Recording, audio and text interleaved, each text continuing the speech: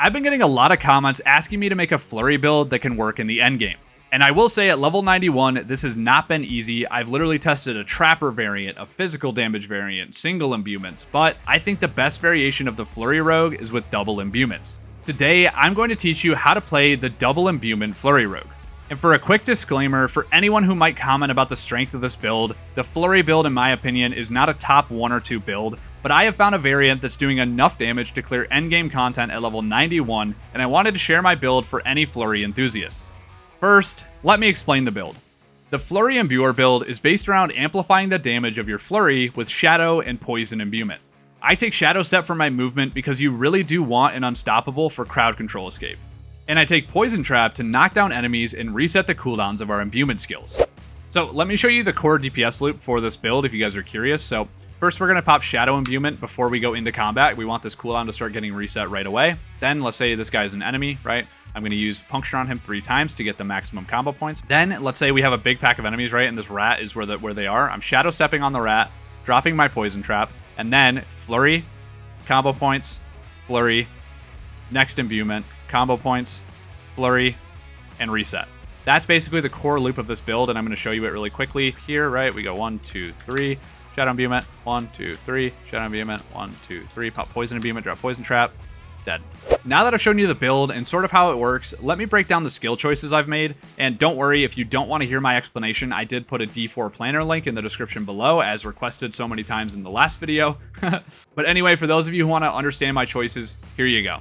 For our basic skill, I'm taking Puncture with Fundamental Puncture. The logic behind this is we want a chance to apply Vulnerable, as you'll see with Flurry here. Then, because Flurry is our main core skill, we're going to max out Flurry. You see here I have 9 points in Flurry, just so you know and you don't make the mistake of applying the points incorrectly. I have 4 points of Flurry in my gloves, so that's how I have 9 points.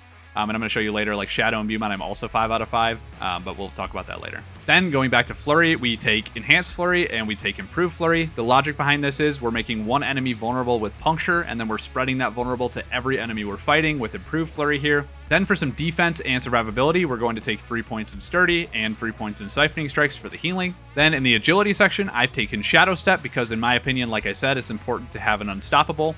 For my application of Shadow Step, I've taken Enhanced Shadow Step and Methodical Shadow Step.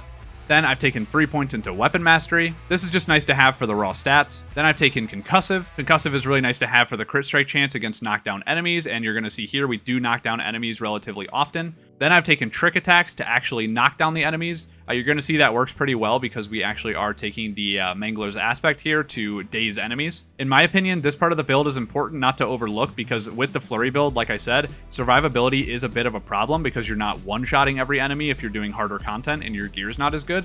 So having something like Trick Attacks and Mangler's aspect on your boots is really nice to have. But moving on to the Subterfuge section, the only skill I've taken here is Poison Trap, like I mentioned, and we're taking Enhanced Poison Trap and Countering Poison Trap. The reason we want Poison Trap is for 2 things. One, the CC utility. We're also taking a passive here, which is Deadly Venom and Debilitating Toxins. You see here, poisoned enemies deal 15% less damage. So not only is Poison Trap our CC for a knockup, but it's also a way we make enemies deal less damage to us. And then on top of that, because we've taken Countering Poison Trap, this has a 30% chance to reset our imbuement skill cooldowns, and I need to get this point driven home. Our imbuement skill cooldowns on the Flurry build that I'm running are very important, especially with my Paragon Board choices. So if you are following me, you really need to take Countering Poison Trap. Anyway, moving on to the imbuements, I've taken Shadow Imbuement and we've taken Blended Shadow Imbuement. The logic for this is we want to apply Vulnerable to enemies as often as possible, but I actually am considering taking Mixed Shadow Imbuement because I'm at the point in my Paragon Board and my skills that I am applying Vulnerable very often, but for now I'm sticking with Blended just to make sure we're always applying Vulnerable. I also need to mention I've only actually put 1 point into Shadow Imbuement. I do have gloves here, or sorry, my helmet here you'll see that has 4 ranks of Shadow Imbuement, so make sure you don't mess that up if you're applying these skills yourself.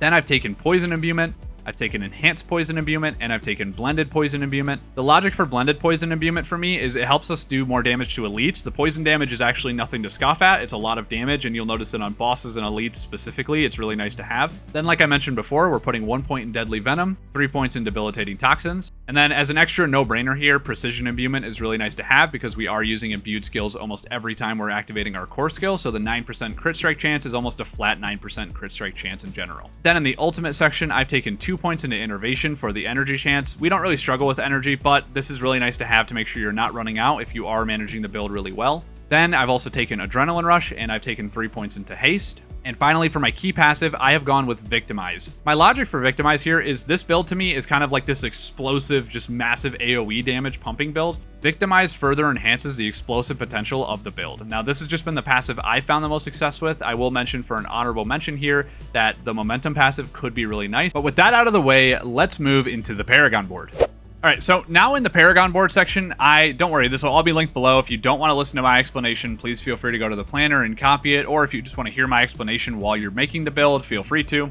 Everyone's got to start in the same spot at the starting board. So we're going to go up to the right. Almost every rogue build does this just to get the prime node. Then we're going to go up. We're going to take the combat glyph. Then you're going to want to make sure you get all the intelligence required. So you grab these 2 nodes here. Then you go down, you go left, you grab this 5% damage node because you absolutely should. Then we go up and we're going into the Eldritch Bounty board. In my opinion, the Eldritch Bounty board in this kind of a configuration is just really good for any double imbuement build. So I kept it for this build. But to show you what it is, I have snaked all the way to the left. I've grabbed the imbuer node with all the blue nodes surrounding it. Then I've gone up. I grabbed the Eldritch Bounty node on the way. Went up to the Ready Supply node with the fastest way I could. Then we're going to snake up and we're going to get the efficacy glyph here. Now, the reason you want efficacy here, I've explained this before in my previous double imbuement builds, but the reason you want the efficacy node here is because this node, potent in-game when you have 270 out of 270 strength, is 30% imbuement skill damage, right? With the efficacy node, though, it grants a 95% bonus to all rare nodes within range, at least in-game. I think the D4 planner link here is wrong. So this node in-game ends up being about a 58.5% imbued skill damage increase, which is insane. But anyway, continuing on the board, we are going to go up and we're going to grab this is a Cunning Stratagem board, I believe. Yes, Cunning Stratagem board. So we're going to go up and we're going to get the glyph node right away. And we're going to put Exploit here. Exploit is very important to have for this build because, like we've talked about before, the build synergizes really well with Vulnerable. So any way we can guarantee ourselves to apply Vulnerable is nice to have. Anyway, we're also going to grab the rare node Lawless here. As a Flurry rogue, you really need to make sure you're not sleeping on your defensive values, so taking nodes like Lawless is really important. Anyway, then we're also going to go all the way up here to get the dominant rare node. This core skill damage and basic skill damage is pretty nice to have, specifically the core skill, but the basic skill damage doesn't hurt. Then you're also going to grab these 2 nodes along with this one you need to have. So this ends up being a 21% core skill damage increase. Anyway, we're also going to grab the finisher rare node here for some more core skill damage and all the magic nodes surrounding it that give core skill damage. Then we're going to snake up and we're going to go to the exploit weakness board. I've positioned the board in a way where it is easy to get to the glyph first. Then I can also get to the hunter killer node. I think this board is really great and fixes a lot of the problems that I was running into playing the Flurry rogue at level 91. So let's go through it. So first, we're going to go to the left. We're going to go this way because we'll go up and down. The reason I went down is because I think it's important to have this elite damage node. We want to be able to try to one-shot elites whenever possible, so nodes like this are very nice to have. And we're also going to grab all the damage to elite nodes around it. Sadly, you have to take this movement speed one to get to this one. Consider if you want to save 2 points and put them somewhere else, you could skip this, up to you. But anyway, we're going to go up and we're going to take the infusion glyph here. Infusion is just very nice to enhance the damage of our imbued skills. Then we're also going to grab this right node here, Artifice, for the 10% vulnerable damage. And then we're going to grab the exploit rare node. We're going to loop back down, get the exploit weakness node. I think this is really important for any boss fights you have to do, especially if you're looking to do things like nightmare dungeons, farming Champ's Demise for experience, things like that. Exploit weakness, very nice to have. Then on top of that, we're going to go for the unassailable rare node. I can't stress this enough, guys. Damage reduction and defense on the Flurry rogue is a must-have. You'll find yourself being in danger sometimes because you're so deep in the packs of mobs. You know, you might be surrounded by like 40, 30 enemies in certain dungeons with high density. So having defenses is really important.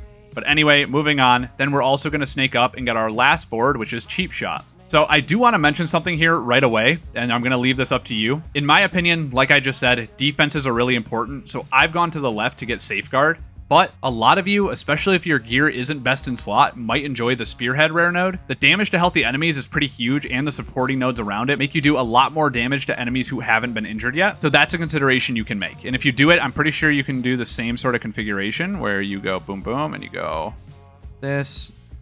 Okay, we have this. Okay, and if you want to get this last one, what you could do is pull 1 point of dexterity out and pull that there. So that is something you could do. So I'm going to leave it like this here for the video, but for the original configuration, I had all of these nodes here for defensives, and that's what I'm running in game.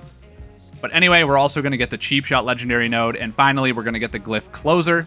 Closer is very important to have, and honestly, I wanted to fit this in earlier into the build, but it just didn't make sense to with the nodes I needed and the levels I was at. This is how my Paragon board has come to be, and I'm really curious to hear if you have any suggestions, any ideas of your own, any thoughts of where I can improve the board, because I think this board is really good, but is there room for improvement? Always.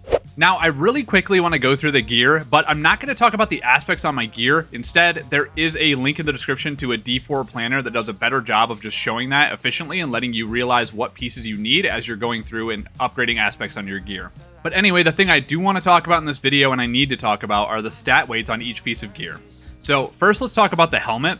On the helmet, my ideal stat weights are total armor, dexterity, ranks of shadow or poison imbuement, and then maximum energy or something like CDR would be fine as well. Then for the chest, I personally think it's important to go fully defensive on your chest and pants. Then for your gloves, it's important to have attack speed, ranks of flurry, critical strike chance, and then either critical strike damage with imbued skills or lucky hit chance, because you'll see here, like, for example, we have Mangler's aspect on this. If we have lucky hit on our gloves, and I think the max roll for lucky hit on top of my head is like 8.5% on your gloves at the max level and max eye level. Could be wrong, it could be like 10%, but just add that to this lucky hit, right? So let's say I have a max roll 45%, having a 10% additional chance on just this lucky hit alone, not the other lucky hit in the rest of our kit, is insane. So anyway, moving on to the pants, like I said, defensive, defensive, defensive. I have total armor, damage reduction, dodge chance, and damage reduction from close enemies. Now, ideally, that dodge chance for me, I'm not a huge fan of dodge chance. I would actually rather have maximum life. Then for the boots, in my opinion, it's really important to have dexterity, energy cost reduction, dodge chance, and movement speed. I think these four are really nice. Again, with the dodge chance, that can be any other defensive value, or even all stats if you need it for the Paragon board. Then for my crossbow, we have vulnerable damage, critical strike damage, vulnerable damage again, dexterity, basic skill damage. This crossbow is almost best in slot. The only thing you would want to change is that basic skill damage to core skill damage. Then for dagger slot 1, we have condemnation, and you can't change the stats on condemnation, so I'll leave it here. But if you were going to go with a sword, you would want an identical sword to what I have here and what I'm going to explain right here. So for the base roll on a sword, we have the crit strike damage roll, then we have basic skill damage, dexterity, core skill damage, and vulnerable damage. As you could probably guess, we would want to switch that basic skill damage into crit strike damage. And then for the rings, we want crit strike chance, crit strike damage, imbued skill damage. And I want to mention something here. If it says imbuement skill damage, that's not good, because what that means is it's talking about the actual damage of this explosion, and that's not where the primary source of the damage is coming from. The primary sources is the fact that our flurry skill is imbued. So the wording on this is imbued skill damage, just so you know. Then also in the final slot, you can have things like resource generation. You can have what I have, which is critical strike damage with imbued skills. You can have vulnerable damage. Any of these three are your best in slot. Same goes for the other ring. And then finally, we have the amulet. So the amulet is a really cool and unique piece. You can get a lot of ranks of different passives. You can get energy cost reduction, cooldown reduction. You can get percent dexterity on this. You can get all stats. You can get a whole lot on your amulet. In my opinion, the most important are cooldown reduction and energy cost reduction here. Flurry can actually be really expensive if you don't have a lot of energy cost reduction like I do. And you always want to make sure you can use Flurry. So this is a nice amulet for me. Again, I would switch the strength to dexterity, but beggars can't be choosers. So while I wrap up my thoughts on the build here, there's going to be gameplay from a Nightmare Dungeon Tier 44 playing as a proof of concept for the build. I think Flurry is the least proven build, and honestly, everyone sleeps on it in the endgame. Now, I will say this build is by no means the strongest build out there, and it's not going to break the game or make everyone swap to Rogue. But it's a very fun build, and with my configuration, it's actually felt pretty good. Thank you to everyone who's watched this video this far, and if you have watched this far, odds are you should be subscribed. But seriously, I really do appreciate all the support I've been getting on all the videos so far, and I'm more motivated than ever to keep making better content for everyone watching. With that out of the way though, that's going to do it for this video. My name has been Valued, thank you so much for watching, and I'll see you in the next one.